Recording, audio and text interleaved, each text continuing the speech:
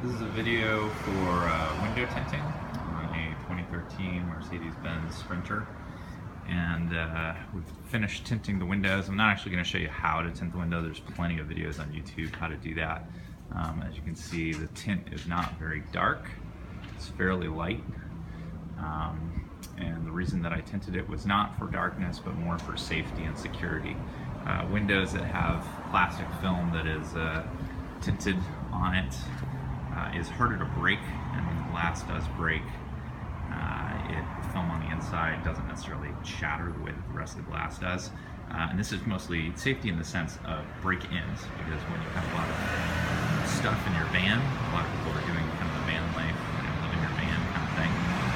And when people are doing that, you got a lot of valuable stuff in your van, and you don't want it to be easy to break into. You want to make it tough. And so that is why I've chosen to tint my windows, even though clearly it's not very dark. It's just a little dark. So I just wanted to point that out. The second thing I wanted to point out is that tinting windows can be done by yourself. The tint for the front two here, for this window and this window, was I think 20 bucks for both windows, so 20 bucks total for the vinyl.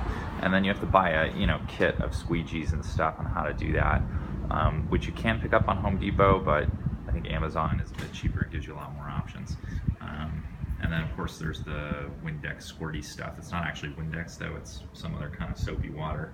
I don't know how important it is to actually buy the official product, but you can buy it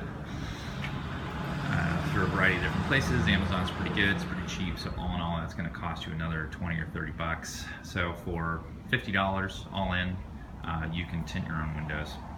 The other thing I'd recommend is that if you have the ability or access to a large garage or some kind of a bay to keep the wind down, that certainly helps in the process. If you don't, try and pick a spot that's not windy.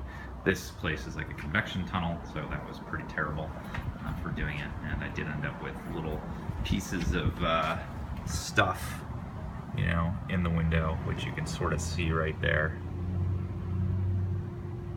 Yeah, so there's like a little hair in the glass, so that's a little annoying. And one day I may need to redo it, but since I already own the tools for another 20 bucks, I can just rip the tint off and start all over again if I want to. So minimal expense. That shouldn't be what's keeping you from doing your tinting. And that's it. All right, good luck.